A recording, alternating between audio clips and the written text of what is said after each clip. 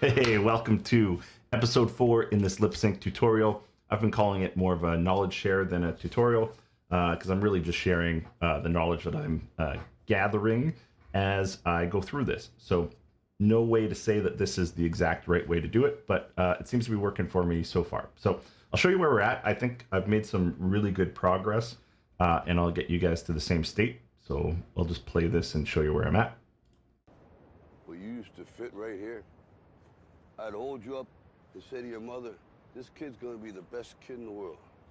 This kid's gonna be somebody better than anybody ever knew. And you grew up good and wonderful. It was great just watching you every day. It was like a privilege. Then the time come for you to be your own man and take on the world, and you did. But somewhere along the line, you changed. You stopped being you.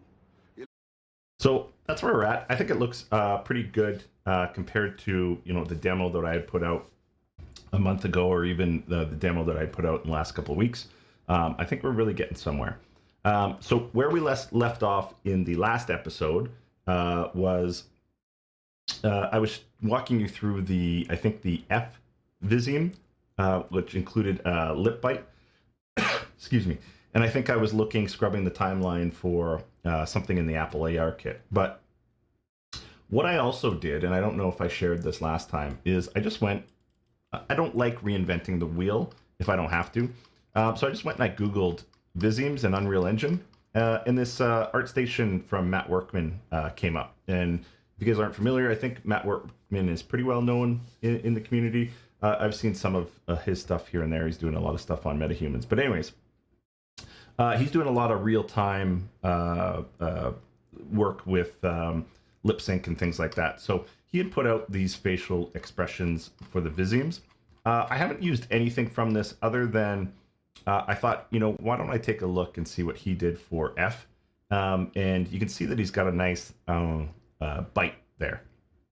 And so when I look over here to the right, the lips bite thing is up here. So it doesn't tell us exactly what the curve is, but that gave me an idea of what to look for. So if I go back to our graph here, and I go back to where we were, and under FF, I actually found,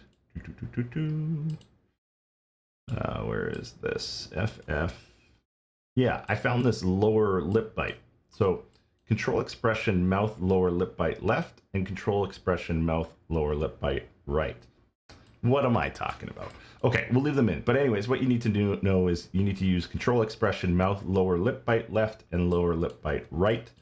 And for FF, I did a multiplier of 0.6 for both of these. Ran the first one into the mouth upper lip raise, which is going to control expression mouth upper lip raise left and lip raise right. And then on the bottom here, I did a 0.6 into lower lip bite and then into these two control expressions. So that's that one.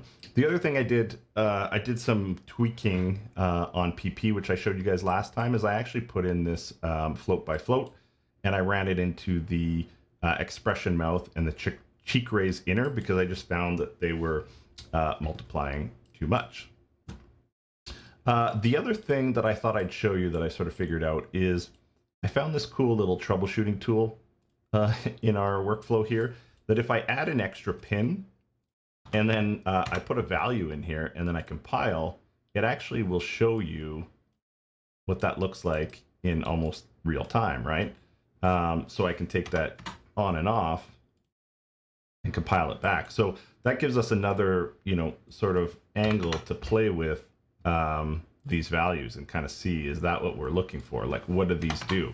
So you could actually add all the curves, you know, create sections for them and, you know, troubleshoot a little bit this way, right? So let's just like recompile that and it should erase our expression. But if we went down here to like mouth open, threw that in here, compile, boom, that's what it looks like with a 1 value. So you're starting to, I mean, it's an easy way to quickly check and see what are the values from here, what are the max expressions that they're driving, or even the halfway expression, right? because then you could do some print strings out there and just see what are the values that are coming across in the different Visemes. So anyways, I thought that's cool. So we should actually, for all of these, add a extra pin here just for troubleshooting. If we ever want to drop a value in there to test it out, we can, right? So we can add sort of an open pin on all of these to sort of test them all out. I think it's pretty cool. Cool little thing. And you can see the mouth dimple, how it acts. Put it back to 0 and boom, gone. That'll save us, going back and forth between this graph and the graph out there and forcing the values and things like that. So pretty cool. Okay. So we did silence, we did PP. I just showed you FF. So if we moved on to TH, here's what we did here. I ran TH into the mouth upper lip raise. That's a function we should be familiar with now. Control expression mouth up, left, and right. 0.5. I ran the another 0.5 into mouth lower lip depress, and mouth lower lip depress is going to control expression mouth lower lip depress, right and left. Makes sense, I think. What do we do next? We ran this guy into the mouth dimple, and the mouth dimple is going into mouth dimple left and right. So it's pretty straightforward again there too. And then the last one, I did a 0.25 on the tongue up. So that's the right? You got a little bit of the tongue in there. So tongue up, and then you guessed it, it's running to control expression tongue up. So that's how we did TH. And I'm not going to go into each one of these. I had previously recorded a video where I went into detail on, oops, I'm clicking around here. I went into detail of my sort of thought process as I sort of figured out which ones need to be driven. But I don't think that's as much value. I mean, you guys can play with this and see what you want to do for your own expressions, or you can just use the ones that I made. But rather than run through the thought process of me going through and looking at each value that's here and then translating that into here, I don't think that there's a ton of value doing that. So I'm just going to leave that on the cutting room floor, and we'll just keep going along here. So the next one, in terms of the Visemes, is we have DD, and so it really looks a lot like ch and k if you kind of look at those. So you're going to see a lot of overlap of the next couple of ones here. So again, just looked at the Apple AR kit sort of mapping values here. Found the one that I liked, and then traced the graph down to find the values that I thought were suited. And here's what I came up with. So we did the mouth lower lip depress, which isn't new because we've used it here. We did, and DD and TH are pretty similar here, except I'll just show you. DD is just a more exaggerated, I think, version of TH without the tongue, right? So we used a lot of the same thinking there. So we've got a half multiplier. Again, it's just a float by float. We ran that into the mouth lowered lip depress. We ran DD into the mouth dimple. You could get some dimples there. We ran, and that was a 0.65. Where's this one? 0.65. And then we ran a 0.5 into the mouth upper lip raise. And the final DD was we put a 0.15 on the tongue up. So we did actually, we actually did the TH like for like.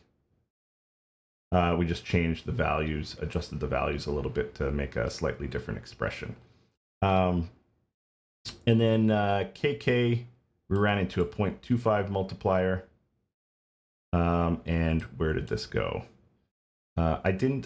It's too bad. Oh, there's another D here too, actually. D a 0.15 into, I think I did this after the fact, so it's kind of a bit of a mess.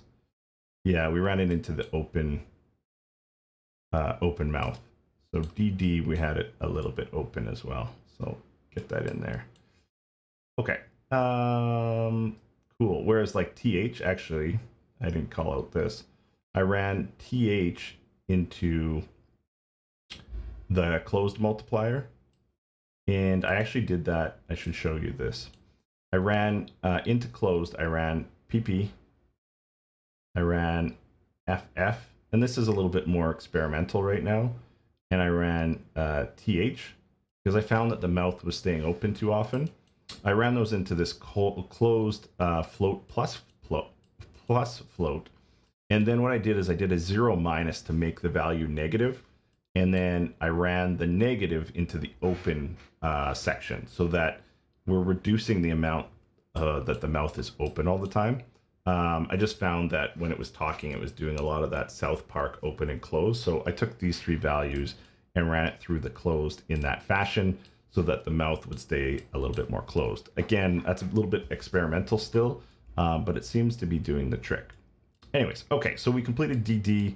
KK, I was just showing you. So KK, I ran it through a 0.25 multiplier. I would say we should actually create 3 different pins rather than having 1 here, because then you'll give you more control. But essentially, I ran 0.25 for each one of these. 0.25 into the mouth upper, a 0.25 into mouth lower lip depress, and then I believe this is probably going to the mouth open. Yeah, a 0.25 to the mouth open. Cool. And just so you know, closed is running into a pin on the open, and open is just running to jaw open. So that's how that one's working. Okay. DD, KK, yeah, we did that. CH is pretty straightforward. This is just a mouth funnel. So we did a 0.6 multiplier over to the mouth funnel, and then the mouth funnel is just going to mouth funnel up here. So that's it. That's pretty straightforward. SS, we've got a bunch of pins here. So we've got a 0.2 running where? 0.2 running to tongue up. We've got a 0.25 running to mouth corner pole, and that's a new one. So let me just show you where that one's going. Where's that line right here? Mouth corner pole. Here it is. Control expression, mouth corner pole, left and right. So that's the one that you want. So SS is running a 0.25 into that. It's running a 0.125 multiplier into mouth open. It is running a 0.25 into mouth upper lip raise, and a 0.4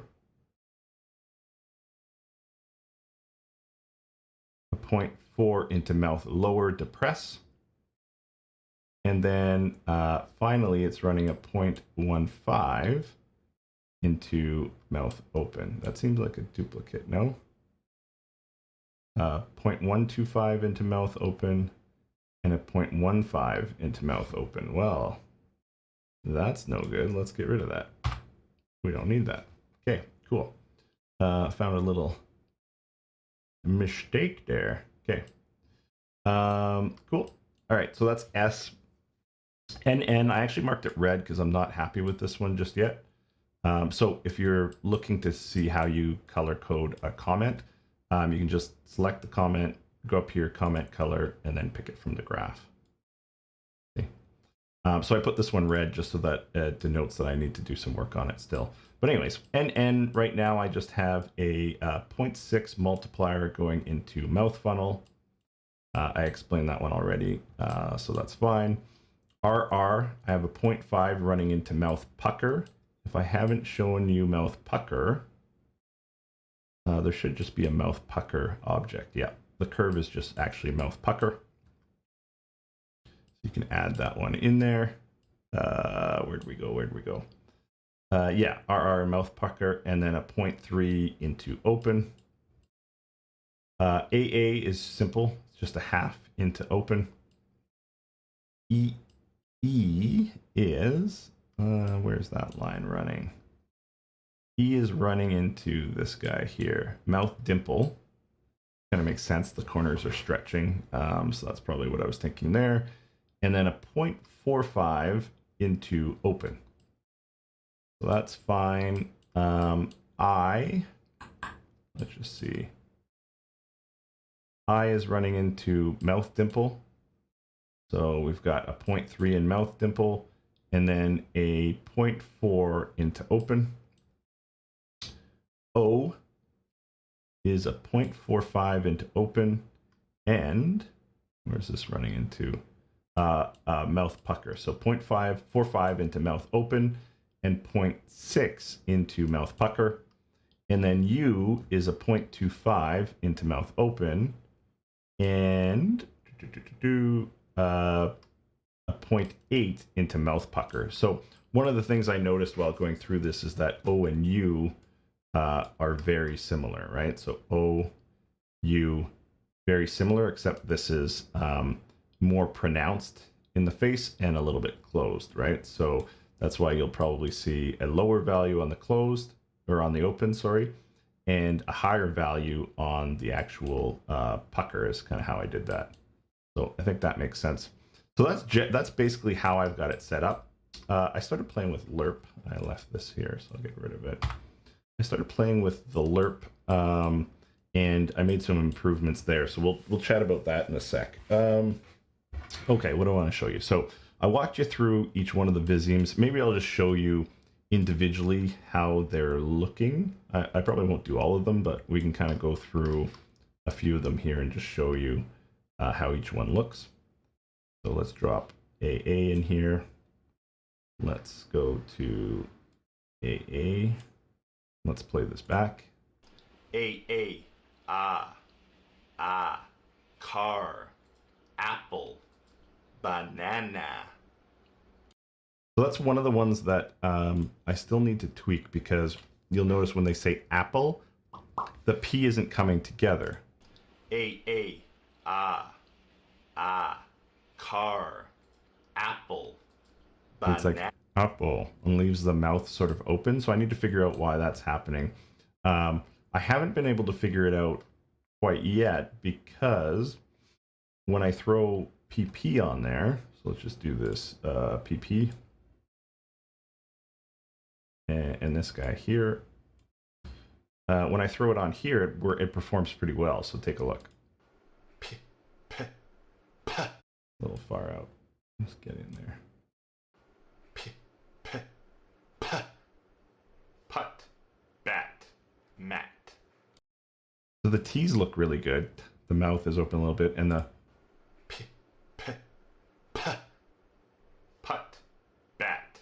Right. So, I mean, the P looks good there. So I don't know why in apple it's not working. And one of the things that I noticed, though, is that sometimes other sounds like other Visemes. So it's possible that it's recognizing it as one of the other ones, like maybe DD or something. But I haven't quite figured that out and troubleshot that one just yet. But speaking of which, why don't we look at D? D, tip, doll, tall. I actually really like that one. I think that's looking good. Let's show N, because that's one of the ones that I want to fix. So we can take a look at that one and see maybe what's wrong with it. N. Cool. N, L, N, L, lot, not, no, low. It actually is looking pretty good now. N, L, N, L. Maybe I fixed it. Cool. So I showed you the demo at the beginning, so I'm not going to show you a bunch of these other audio files. You kind of just see where we're at, and I walked you through how this section is all set up. Hopefully that wasn't too quick. I mean, if you want me to go in more details, then comment below. But I think that pretty much covers it. I can actually get rid of these. I'm not using them, but I'm going to leave them there for now as I sort of tweak this. And then I'll try and clean this up. But really the vision is, if I have a variable for each one of these, then we should be able to, you know, either expose that variable to the editor window here, or expose it to the individual programs that you're running, so that you can adjust it on the fly, call it and adjust it on the fly, depending on the character that you're targeting. Or we could put a slider or something in a widget to adjust it per character, and then save that in and things like that. Anyways, okay, so that's the vision. So that's why I think that you should have a single one of these for each multiplier, because then we can take this out and promote that to a variable, and then we can call and access that variable.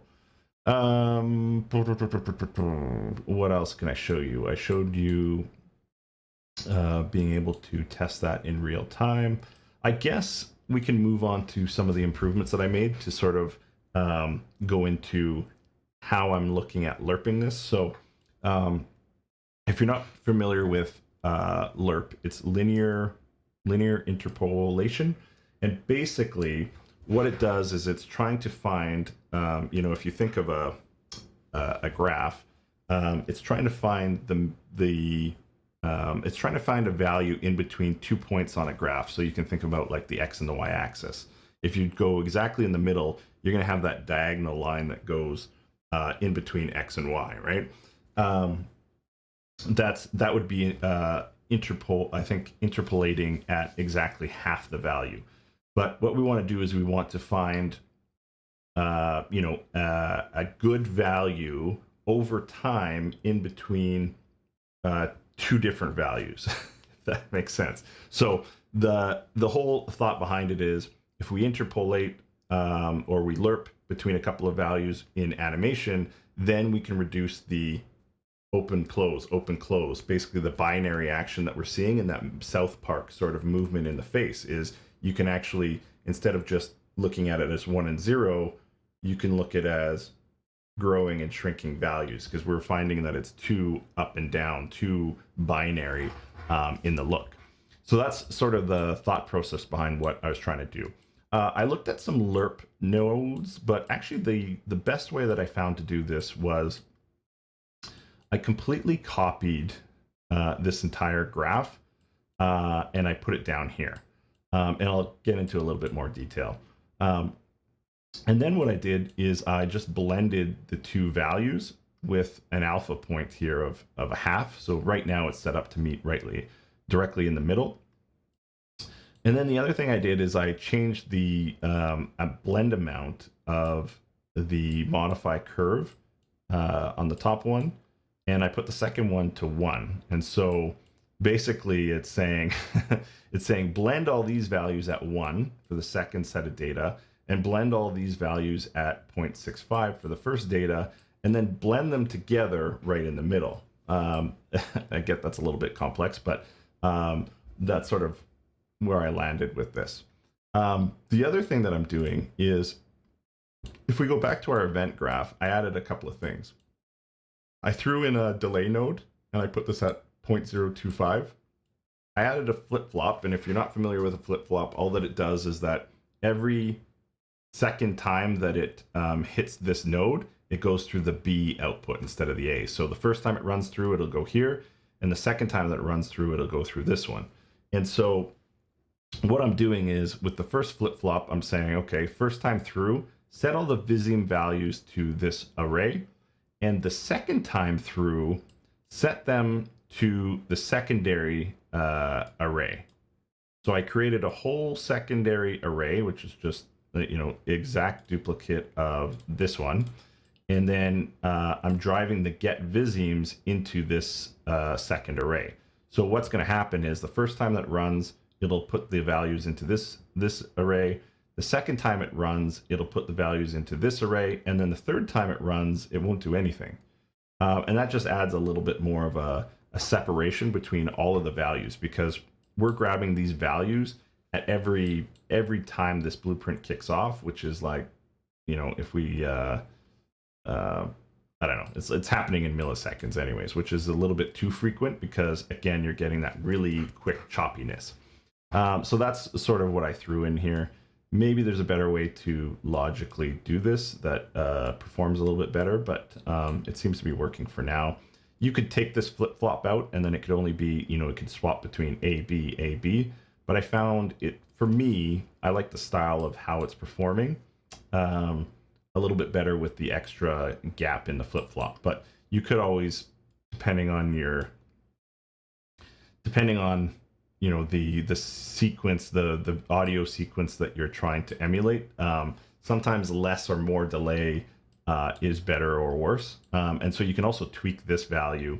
I would actually extend this to a variable, and then you could adjust this however you want as well. And that'll affect, I find when there's a slower speaking audio, potentially more or less delay would be good. Same thing with fast audio. You might want to increase the duration of the delay a little bit, and you'll just find that it improves or decreases the performance.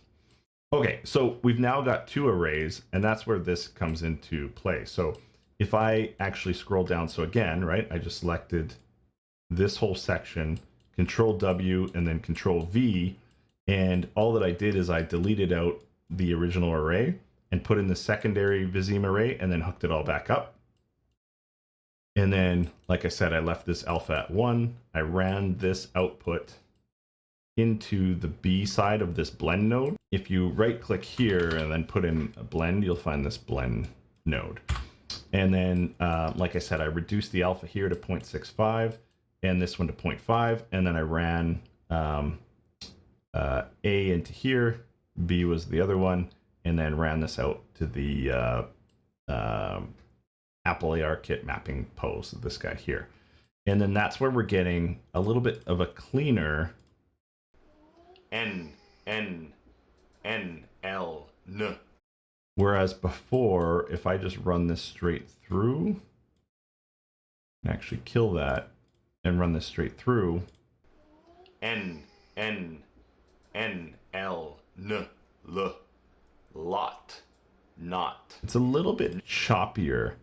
And I mean, the other thing too is, I guess I didn't get rid of all of this, but if I ran this just straight through, compiled and saved, that's basically deleting everything that we just did there, and it should be a little bit choppier. N, L, N, L, lot. So you can see the mouth kind of low. Jitters a little bit more. And actually the other thing that we changed, that we should change back, just to really sort of drive some of this home. I guess I should delete everything, put a delay, get rid of the delay, compile, and then play this. N, L, N, L, lot. So you're seeing a lot of that. Low. It snaps a lot more. And if I put the, where's the one from Sylvester Stallone on here? If I put this one back on,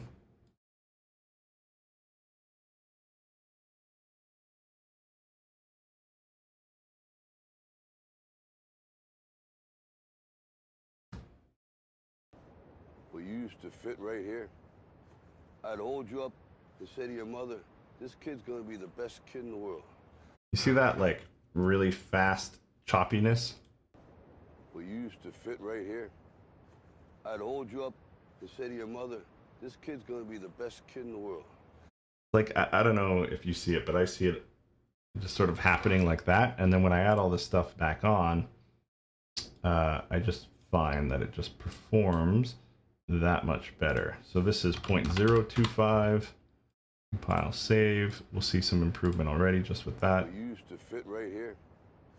I'd hold you up and say to your mother, this kid's gonna be the best kid in the world. Okay, still a little bit choppy there. We go back to the anim graph, put this to, I believe that was 0.65. We run this back into A, and this back out here, and we leave that at 0.5.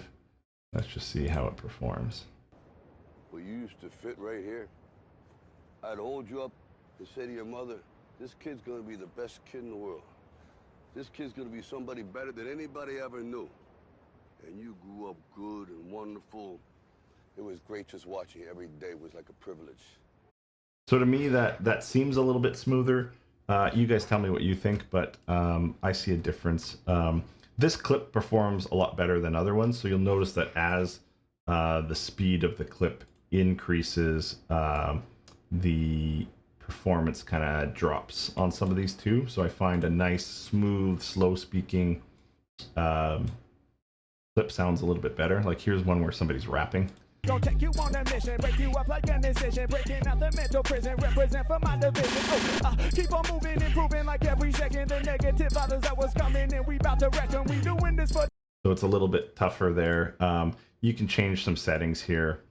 This is where, like, if you wanted it to blend more or less, you can probably see a difference. You on a mission, break you up like an incision, breaking out the mental prison, represent for my division.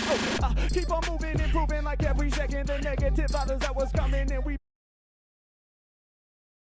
I don't have my FPS on it. Don't take you on a mission, break you up like an incision, breaking out the mental prison, represent for my division. Right. So, anyways, you can. What I'm kind of trying to demonstrate is now that we've put in all these things, you can go and you can adjust these values and you can tweak it to the way that you want it to look and feel. So I would adjust, the modify curve here. I would adjust it here. You can tweak the individual values that we've set up. And then you can tweak the blend, between 0 and 1. And then you can add or remove this flip-flop. You can increase the delay. I'll just show you that, if we put in like a 0.05 delay, it does make a difference. Don't take you on a mission, break you up like an incision, breaking out the mental prison, represent for my division. Keep on moving, improving like every. Right, so you're seeing a bit of a slower response time there, and so less of the jittery mouth. And then again, right, like you could lower that blend state even more. Don't take you on a mission, break you up like an incision, breaking out the mental prison. Or you could make it more pronounced with a full blend. Don't take you on a mission, break you up like an incision, breaking out the mental prison, represent for my division. And now they're basically like talking in slow-mo, right? So it really kind of depends on the speed of the speech that you have going on in your actual audio recording. And then you can, now that we've sort of put these in, you can kind of tweak those to your liking. But I find that it performs quite well at about 100 frames. And it doesn't really matter what clip I put on it. So that's where we're at. The next stage is, I really think that the next stage is adding in the facial animations, the eye movement, and things like that, because I think one of the things that's holding this back from really looking good is that there's no extra facial movement. So our eyes are really drawn to the mouth, and with that, I think, you're left to overanalyze, right? So if I play this again, well, you used to fit right here. I'm just going to zoom in just a little bit more. Well, you used to fit right here. I'd hold you up and say to your mother, this kid's gonna be the best kid in the world. This kid's gonna be somebody better than anybody ever knew. And you grew up good and wonderful. So right now, it looks pretty good, but we're also very focused on the mouth. So if we add eye movement, if we add some facial expressions, what I'd like to do is, potentially either read the audio coming in, and if the volume is higher, maybe put some more intense expressions on. I'd like to just be able to plop on a mad sequence, a sad sequence, and just sort of plop it over top, and be able to, maybe choose that from a list or whatnot, so that you could just add those on and off depending on the scene that you have, things like that. But then also adding the character movement. So when you see the body, when you see the head moving in different facial positions of the mouth, you'll stop. You used to fit right here. I'd hold you up and say to your mother, you'll stop picking at the imperfections in the mouth so much. But let's just look at a zoomed in one just to see how we're doing. Well, you used to fit right here. I'd hold you up and say to your mother, this kid's gonna be the best kid in the world. This kid's gonna be somebody better than anybody ever knew. And you grew up good and wonderful. It was great just watching you every day. And the other last thing that I'll sort of touch on is, if we want to over-exaggerate, based on a character, if we want to over-exaggerate, like maybe this character really pronounces their oohs and ohs or something like that, right? So let's just do something ridiculous. and crank those all up to 1. We could do it here. And this is why a variable would be good, because we can just, now that we have 2 of these, we can just change one variable. So I'll get to that at some point. But if you set it up on yours, then it'll just be clean off the start. Now if I hit play. Well, you used to fit right here. I'd hold you up and say to your mother, this kid's gonna be the best kid in the world. This kid's gonna be somebody better than anybody ever knew. And you grew up good and wonderful. See how she's now really overpronouncing those O's and U's. So you can kind of get some character features based on, you know, making these adjustments here as well. So it just allows, you know, that flexibility to use this on multiple characters, but get different looks and things like that. I did notice when I did that, because the O's are really driving the open part of the mouth, maybe you want to increase the pucker and not so much the open. Or the other thing, like I've been showing you, is you could overpronounce the open, but then, you know, reduce the blend in any of these in the alphas there, right? Or you could come and you can increase the delay, all types of different variables that you can now sort of adjust this blueprint with. So I think by the time I put together the next video, I'll pull all of these out, promote them all into variables, and then take these multipliers, these hard-coded multipliers, and put them into the variables. And then we can expose those variables out here to the editor, and then you can hopefully just, you know, change the variables here. I think it would make it much more flexible. Okay, cool. That's everything for this video, and we'll see you in the next one. Don't forget to like and subscribe if you like what I'm doing. Comment down below. That helps with the YouTube algorithm. So get active in the comments. I'll interact with you, answer questions, you know, and if you got feedback, if you got some advice, throw it in there. See you around.